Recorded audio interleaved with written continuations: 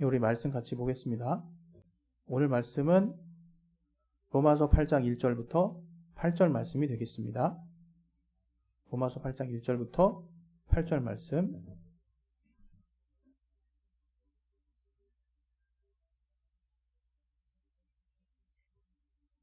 우리 다 같이 우리 합독하도록 그렇게 하겠습니다. 시작. 그러므로 이제 그리스도 예수 안에 있는 자에게는 결코 정죄함이 없나니 이는 그리스도 예수 안에 있는 생명의 성령의 법이 죄와 사망의 법에서 너를 해방하였음이라.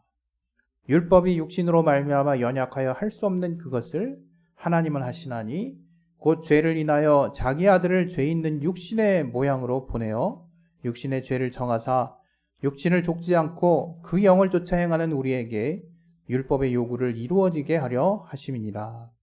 육신을 좇는 자는 육신의 일을, 영을 좇는 자는 영의 일을 생각하나니 육신의 생각은 사망이요 영의 생각은 생명과 평안이니라.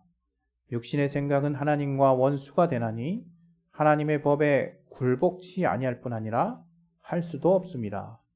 육신에 있는 자들은 하나님을 기쁘시게 할 수 없느니라. 아멘. 오늘 또 이 말씀 통해서 하나님이 우리에게 깨닫게 해주시는 그 말씀을 우리가 또 잘 또 받을 수 있도록 또 하나님이 역사해 주시고 도와달라고 우리 시간에 또 잠깐 각자의 심령을 놓고 우리 예수여 한번 하시 기도하겠습니다. 예수여, 하나님 아버지, 오늘 말씀을 통해서 하나님의 말씀을 들을 수 있는 들을 귀와 또 하나님 우리 마음을 열어주시고 도와주시옵소서. 깨닫게 하여 주시옵소서. 하나님이 함께 하시는 귀한 은혜 가운데 우리를 붙들어 주시고 역사하여 주시옵소서. 성령 충만하게 주시고 도와주시옵소서. 하나님이 함께 하시는 귀한 은혜로 붙들어 주시옵소서. 주께 참으로 감사하오며 예수 이름으로 기도했습니다. 아멘. 벌써 이제 1년의 반이 지나갔습니다. 1년의 반이 지나가고 이제 반기로 따지면 상반기, 하반기 하죠.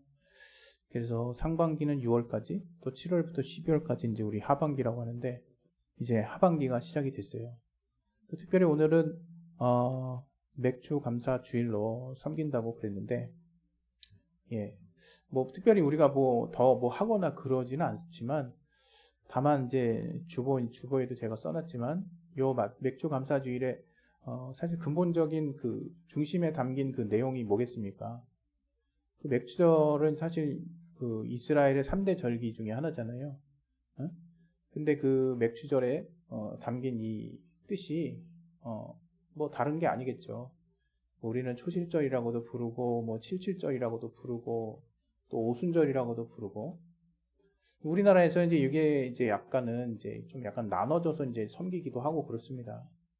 뭐 조금 앞서서 이제 우리 교회도 했는데 6월달에 이제 성령 감림절이라는 게 있었고, 또 이제 요 맥주절을 또 감사를 붙여가지고 맥주 감사절 또는 맥주 감사 주일 이렇게 해서 섬기고 그러는데요. 한국 교회가 다 사실은 같은 데서 출발한 거죠. 맥주절에서.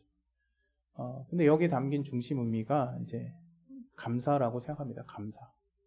하나님께 감사하고, 또 우리는 이제 감사만 하는 게 아니라 하나님께 감사했으면 이제 어떻게 됩니까? 그 감사했던 그 예물과 감사했던 어떤 것들을 또 감사한 그 주체들과 함께 나누는 기쁨이 또 있는 거거든요.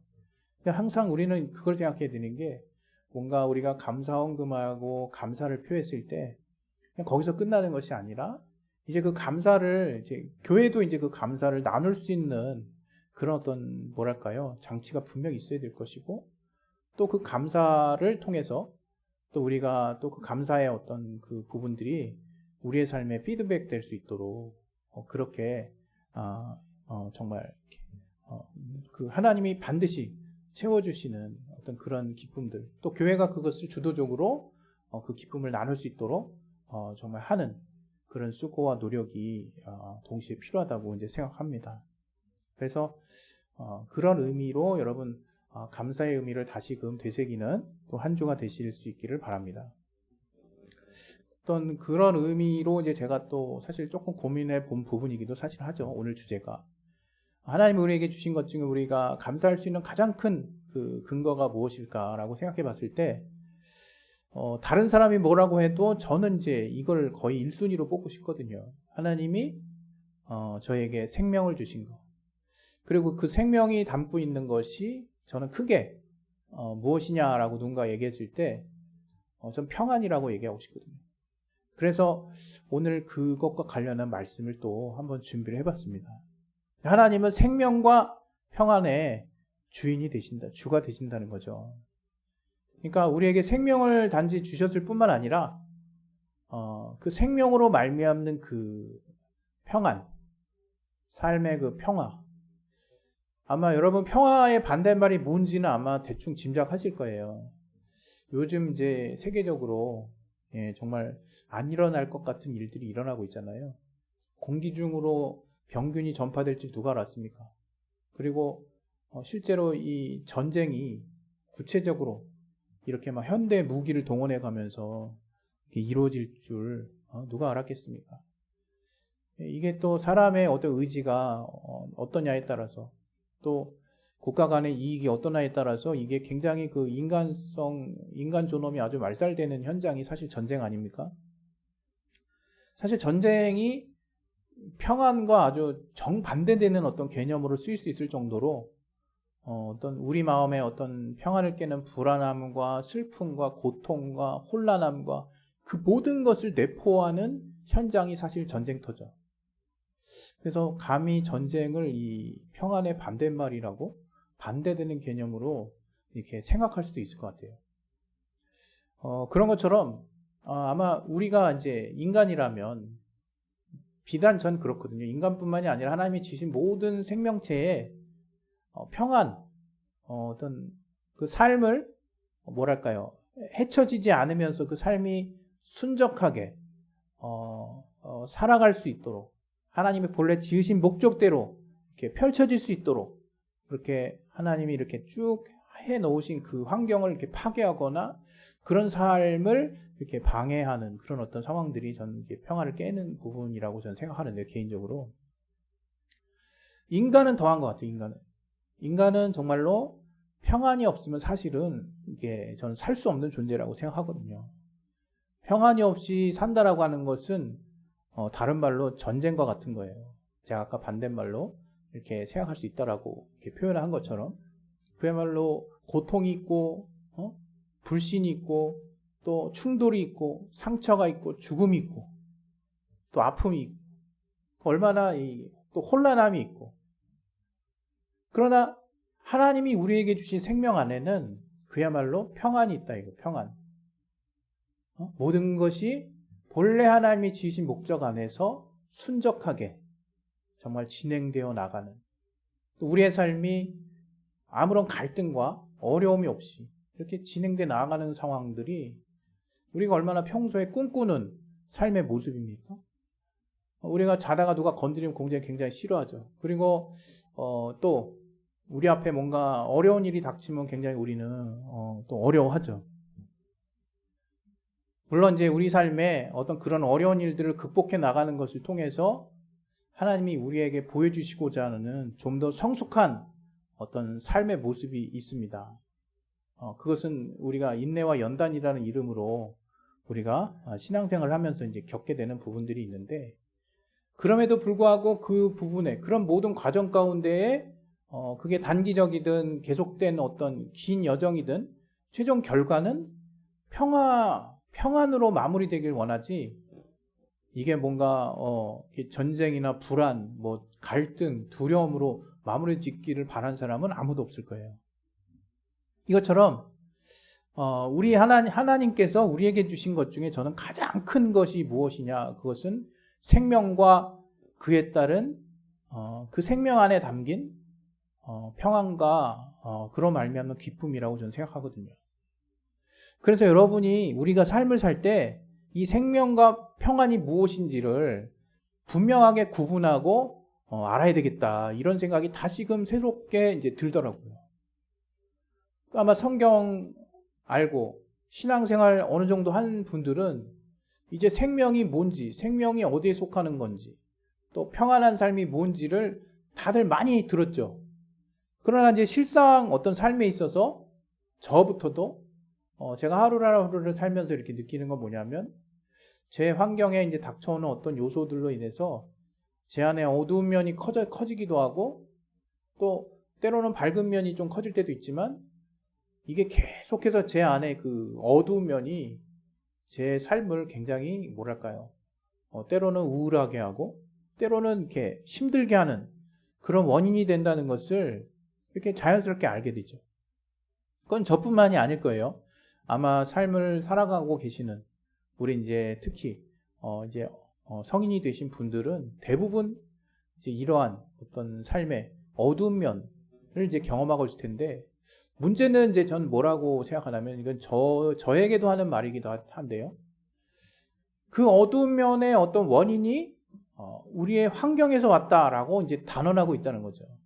내가 이런 환경이 아니었다면, 내가 이런 문제가 벌어지지 않았다면, 내가 이러한 어떤 환경 안에 살고 있지 않았다면, 난 이런 어두움, 이런 어려움이 없었을 텐데, 이런 생각을 우리가 아주 쉽게 할 수 있고, 그것이 어느 정도까지는 이렇게 설득력이 있어요.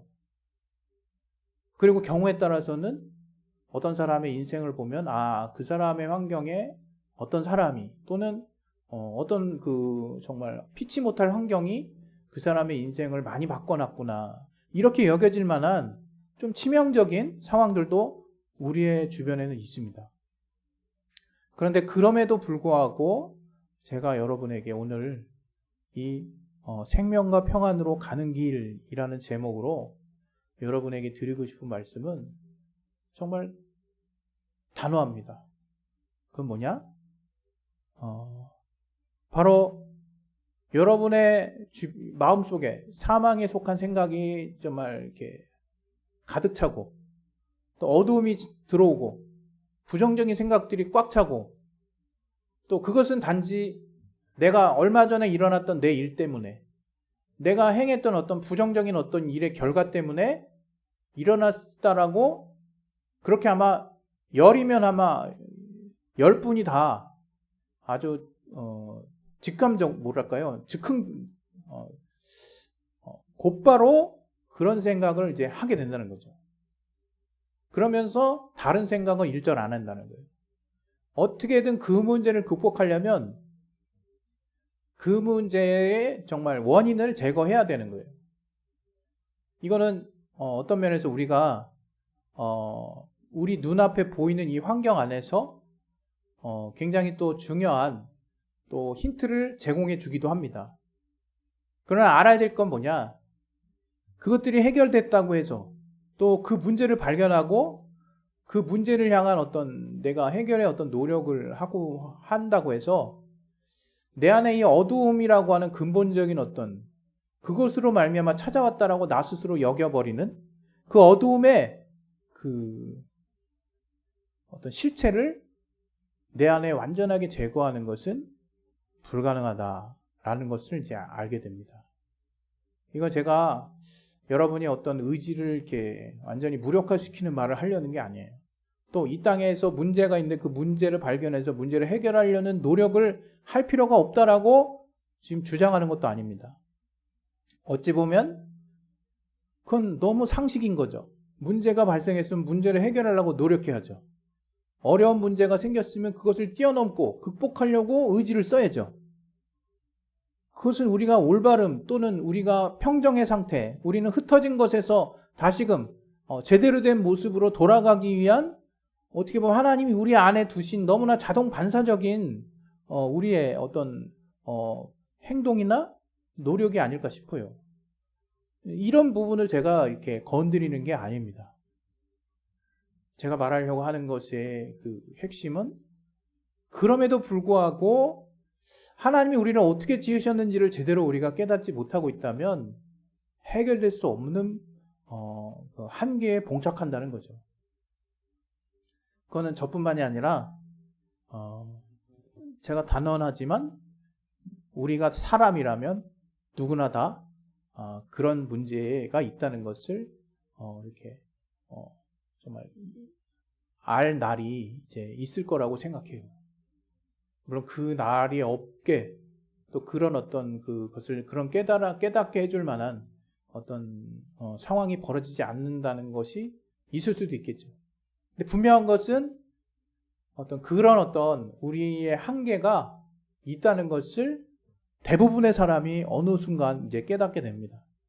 다시 말하면 육신의 환경에서 왔다라고 내가 생각하는 이 어두움과 이 마음속에 이 절망, 또 그것에 분명히 원인을 준 그 사건이나 환경이 분명히 있다는 것을 나도 알고 있고 다른 사람도 인정하고 있고, 그런 상황들이 다 극복이 되면 해결될 것처럼 생각을 하는데 사실은 아니라는 것을 어느 순간에 이제 깨닫게 됩니다. 그 원인이 무엇일까? 예, 우리는 그리스도인이라 아마 어느 정도 이제 웬만한 분들은 다 아실 거예요. 그 원인이 뭐라고 하는지.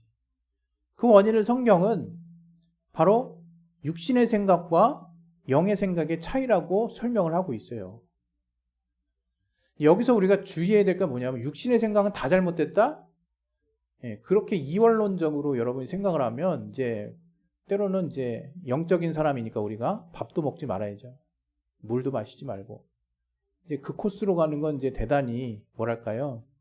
어리석은 또는 굉장히 이렇게 뭐랄까? 단편적으로만 보는 단순한 시각으로만 보려고 하는 그 오류에 빠지는 거고요.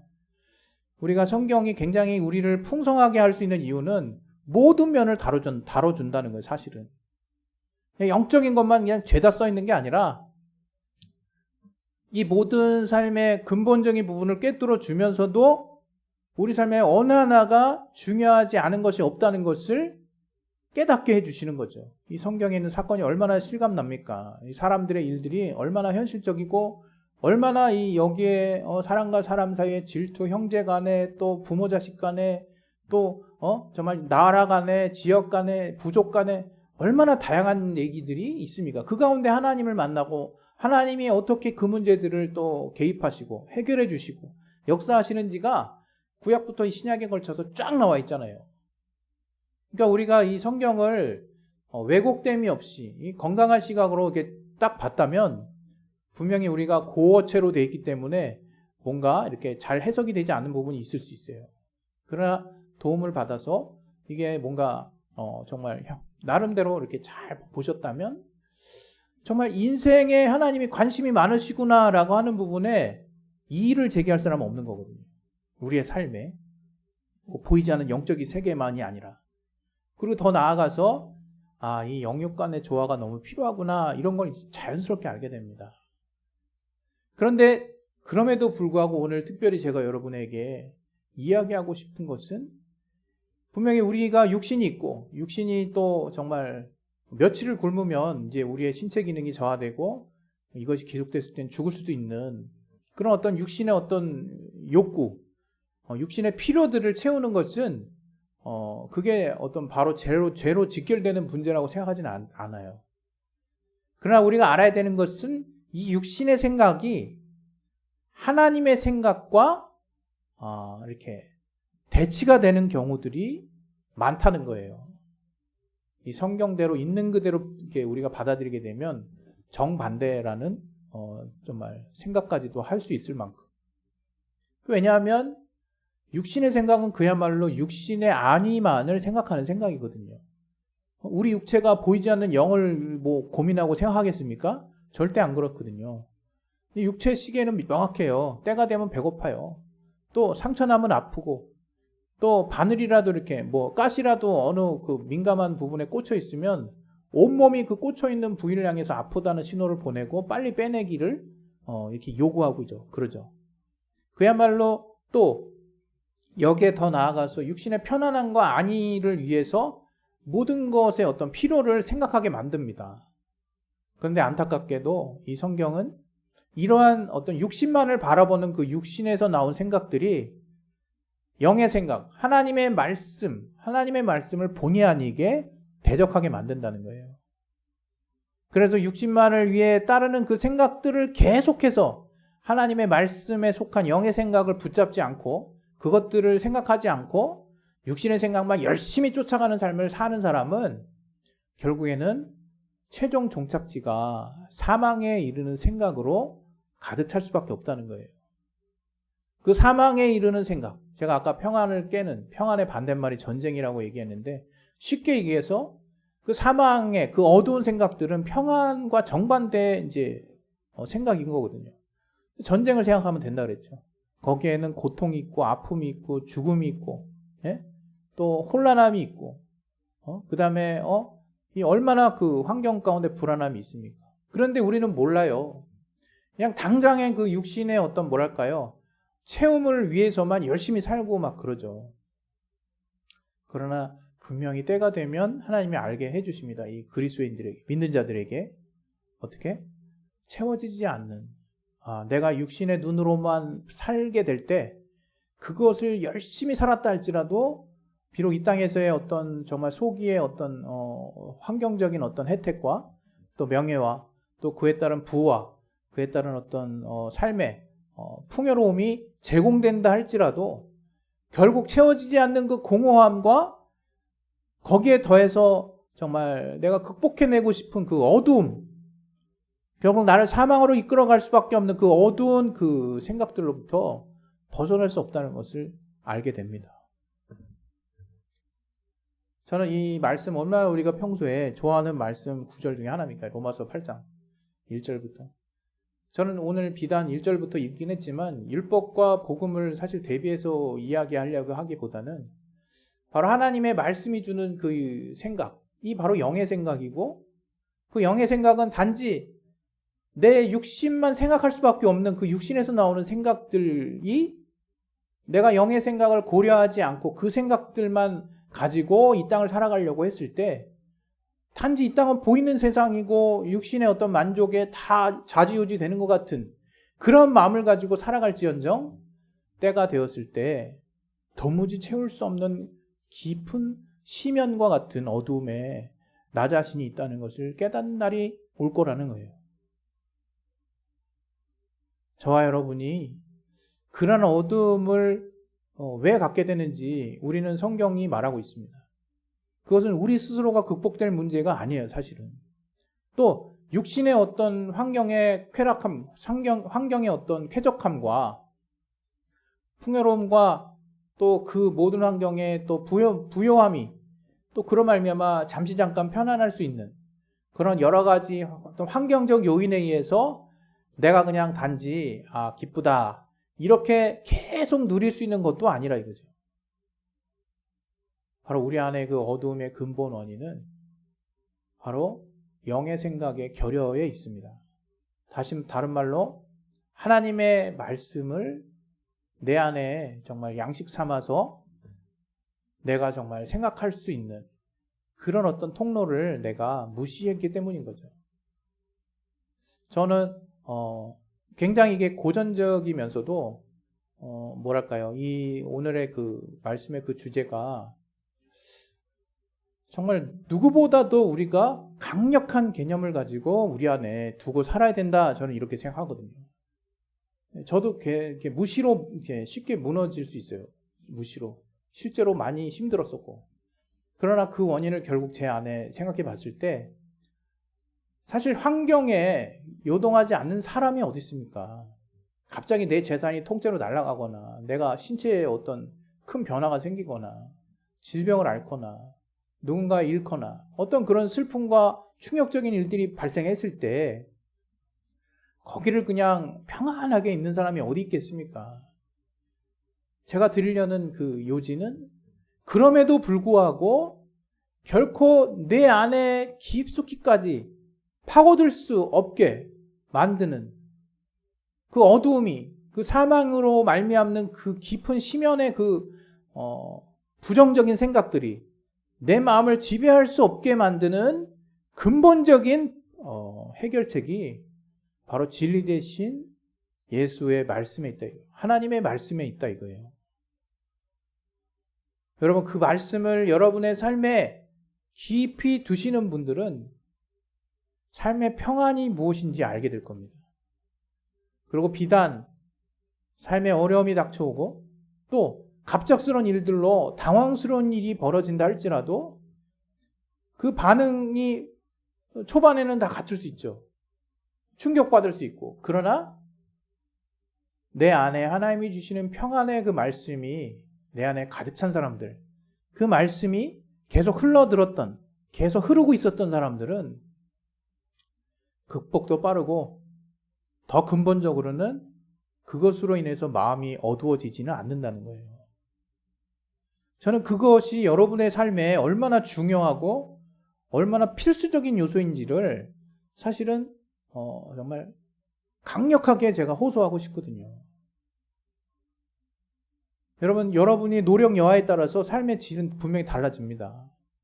또 여러분이 얼마나 여러분의 삶을 갈고 닦았느냐에 따라서 정말 삶의 모양새가 진짜 달라져요. 여러분의 수입도 달라질 거고, 그걸 제가 뭐라고 말하진 않겠습니다. 왜? 그게 나쁜 건 아니니까. 그러나 그런 어떤 육신의 어떤 풍요로움과 육신의 어떤 일정 수준의 어떤 뭐랄까요, 여러분의 어떤 삶의 평화를 위해서 여러분이 육신의 노력을 하는 것은 저는 반드시 필요하다고 생각하고, 그것을 안 하면 이제 개미와 배짱의 일화처럼 정말 빌어먹는 사람 되는 거죠. 뭐 제가 어떤 특정 어떤 계층을 이렇게 비하하려는 말은 아니니까 오해는 말아주세요. 다만 우리가 얼마나 이 땅에서 또 열심히 살았느냐에 대한 결과는 어느 정도 보상은 받을 수 있어요. 그리고 그것을 교훈 삼아서 삶의 많은 어떤 지혜로운 정말 뭐랄까요, 장치들을 마련할 수 있습니다. 하지만 결국에 가서 내가 채워지지 않는, 그것은 공허함의 수준을 사실 뛰어넘거든요. 깊은 심연과 같은 어두움이라고 말하고 싶어요. 그것은 우리를 사망으로 이끄는 거죠. 그것이 어디서 출발했느냐? 내가 지금 환경이 갑자기 이렇게 꺾였어. 그래서 어두워. 그건 아니라는 거예요. 제가 그냥 함부로 얘기한다고 이렇게 말하지는 말았으면 좋겠어요. 왜냐하면 저도 지금 쉽지 않은 삶에 어떤 여러 가지 환경을 사실은 갖고 있거든요. 근데 제가 얼마 전에 이제 매스컴을 보니까 일가족이 이제 이렇게 뭔가 자신의 생을 마감한 스스로 그런 사건을 들었어요. 그냥 차량을 가지고 돌진한 것 같더라고요, 물속에. 근데 거기에는 여러 가지 생활고가 있었다는 걸 이제 보여주더라고요. 참 안타까운 거는 이 10살짜리 아이가 무슨 죄가 있을까? 걔는 자기 생명을 정말 제대로 펼쳐보지도 못하고 부모의 선택에 의해서 같이 그냥 이렇게 안타까운 목숨을 잃은 건데 막 분노하는 마음까지 생기더라고요. 아니, 자기들이 뭐길래 이 아이의 생명을 좌지우지하지? 그러나 거기보다 더 안타까웠던 거는 그 가족이 그런 정말 이거는 겪어보지 않은 사람은 이게 함부로 얘기할 것은 못 됩니다. 그러나 그럼에도 불구하고 제가 감히 말씀드리고 싶은 것은 그래도 이것은 하나님께, 생명은 하나님께 있는 것이 아니야, 이런 얘기 하려는 게 아니에요. 그래도 우리 안에 정말 환경이 어떻게 변한다 할지라도 내가 평안할 수 있는 삶의 이유들이 분명히 있다는 거예요. 그 이유는 정말 영의 생각에서 나온다는 거죠. 하나님의 말씀에서 나온다는 거예요. 환경이 이렇게 되든 저렇게 되든 하나님이 내 영혼 안에 주시는 그 말씀이 가리키는, 그 말씀이 가르치는 그 방향대로 내 삶의 중심을 잡고 내가 그렇게 살아가려고 할 때는 우리 삶에 정말 누구에게도 빼앗기지 않는 생명이 주는 평안이 내 마음속 깊숙이부터 자리 잡을 수 있다는 거예요. 여러분 한번 삶을 좀 더 살아보십시오. 물론 저도 이렇게 많이 살았다 이런 얘기 하려는 게 아니라 살아보니까 알잖아요. 평안을 깨는 요소는 너무 많습니다, 삶에. 그러나 그것이 육체의 내 환경에 또 어떤 사건에 또 어떤 상황들 때문에 왔다라고 그렇게 단언하지 마셨으면 좋겠어요. 그런 상황이라도 잘 사는 사람 많습니다. 그런 상황이라도 역으로 행복하게 사는 사람 많아요. 단지 멘탈이 강해서, 단지 저는 믿는 자들, 우리 그리스도인들에게 말씀드립니다. 우리가 그리스도인이라면 그런 멘탈까지는 아니라도 하나님의 말씀, 그 말씀이 내 영혼에 주는 그 생각을 여러분이 잘 분별하고 그 생각을 붙들 수 있다면 사실 여러분의 평안을 깰 수 있는 것은 세상에 없습니다. 우리 시간에 이제 기도하겠습니다. 여러분, 생명과 평안으로 가는 길, 여러분 하나님의 말씀이 주는 영의 생각을 붙드시면 되는 거예요. 예, 아주 단순하고 이미 알았던 거지만 여러분 삶이 지금 불안하고 어두움에 계속해서 여러분의 삶을 막 이끌어가고 있는 그 정말 어려운 상황에 처해 있으시다면 내가 영의 생각을 붙잡아 줄 수 있는 하나님의 말씀에 내가 정말 귀 기울이고 있나 돌아볼 수 있기를 바랍니다. 우리 시간에 예수의 한번 하시고 기도하겠습니다. 예수요, 하나님 아버지, 우리의 삶에 하나님의 생각 또 영의 생각을 붙들므로 생명과 평안으로 우리의 삶을 끌어갈 수 있도록 도와주시옵소서. 성령 충만하게 주시고 도와주시옵소서. 하나님의